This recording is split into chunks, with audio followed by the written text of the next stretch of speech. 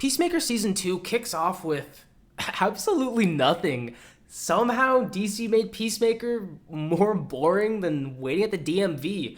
I was so excited for this show. I enjoyed Season 1 for the most part, and I was so excited for this as I'm a huge fan of John Cena, and I was excited to see how they were going to connect this to Superman and the DCU. And yeah, they do connect it to the DCU. They removed the Justice League from Season 1, put in the Justice Gang. The gag was a little bit lame, but honestly, the previously on I think was pretty well done, especially in comparison for what comes later. But I think starting off with the characters and how they were done. Starting off with Chris and Peacemaker. Again, huge fan of John Cena. I think his acting here, there was no real fault for it. But I feel like for an episode 1, what we got here was pretty lackluster. Yes, there was a lot of trauma to unpack from season 1 and that finale, especially with Peacemaker killing his dad, dealing with some leftover trauma of killing his brother, really lacking that family dynamic. He wants people to love him. He doesn't really have that. And after saving the world and what he thought becoming a hero, he thought he would get more of that recognition, the respect, and the love from the people around him and from the world.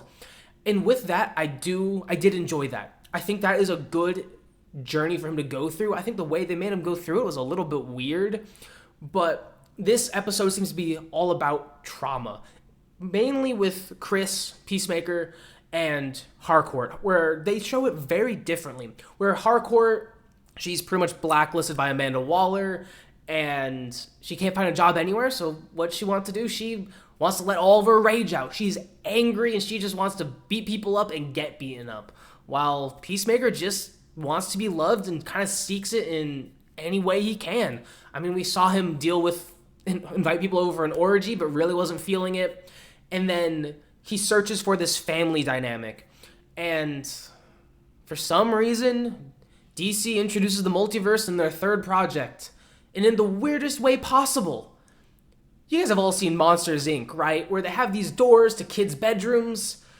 Yeah, that's DC's multiverse. It's Monsters, Inc. This episode's fucking Monsters, Inc. And honestly, I would never have believed that coming into this. I still can't believe they did that. And so he does find this, and if you've seen the trailers, you've seen this, where he finds this alternate dimension where his family's alive and better. And those scenes I did really enjoy. That was the best part of the episode, was seeing Peacemaker with his dad, with his brother Keith, and seeing what in his mind a healthy family would be. The love, the respect, the bonding, the laughs, the jokes, sharing a drink with each other. I enjoyed that dynamic. I enjoyed watching John Cena, and I enjoyed watching Peacemaker just realize, accept this is what he's been missing and really become intoxicated with it. As this season, we're going to see him try to live these two lives and probably fail spectacularly. And I like that setup. It's a little lame, but I really like the dynamic between the three, especially with the dichotomy of dealing with trauma and what we see the different characters go about with it. But out of that, there really wasn't much else that was good.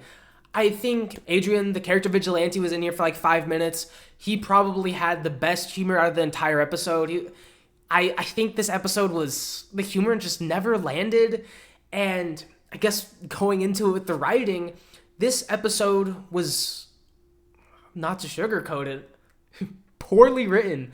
It prioritized gags and gimmicks over actual storytelling, character development, and just tried to make fun of the characters and try to be funny, and it never really landed. I mean, there was a whole scene, you've seen Deadpool and Wolverine, where you have Deadpool interviewing with Happy Hogan. They did a very similar thing here, where Peacemaker is trying to interview with the Justice Gang, and they just have this 3 to 5 minute gag that just went on for 4.5 minutes, way too long. It wasn't funny. It was just super unprofessional, and after seeing these characters from Superman and then seeing them here in this, it was just like, how did we go wrong? You're both written by James Gunn.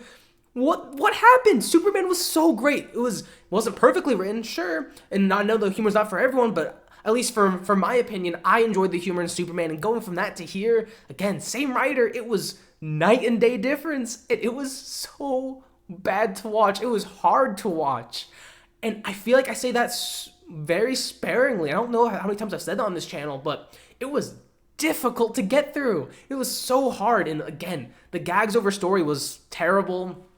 They really jumped the gun in Multiverse. I don't understand why James Gunn, as there have been 3 projects written by him, Creature Commandos, Superman, and then this one, where they're trying to set things up before getting us interested and established in the universe. DC is a damaged brand.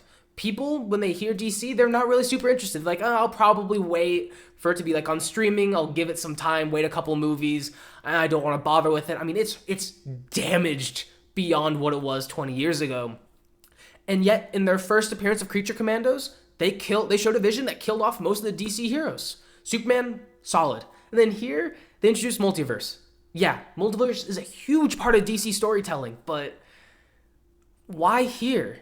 We don't need it here, and we don't need the multiverse at all, especially when we're still trying to get established what's canon and what not. Introducing the multiverse here really just throws it all out of whack and gives really weird dynamics for everything.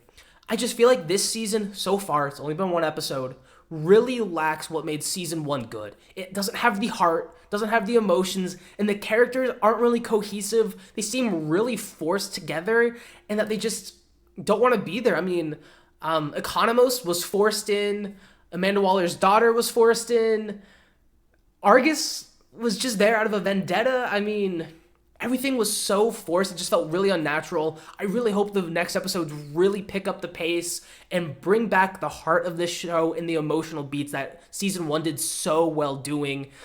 But I will say, this episode did have good connections to the greater DCU. Mentioned Bloodhaven, Ultra Humanite, that's pretty cool. But after watching the what's coming up in this season, after I've not seen any trailers, all I've seen is what comes next based off of the trailer at the end. I have so little hopes for this season. I do not think it's going to go well. I really hope I'm wrong, but I think it's going to be bad. There is an after credit scene, and at first, I thought it was lame as hell. But then when my friend pointed out that they're just making fun of Jared Leto's band, you know what? It's clever, and I'll take it. That was a pretty fun gag, but this episode was very lackluster, and nothing really happened. And that really sucks for episode 1. I hope episode 2 is better. Let us know what your thoughts are about it. And if you are into DC as I am, check out our review for Superman, as that is so much better than this.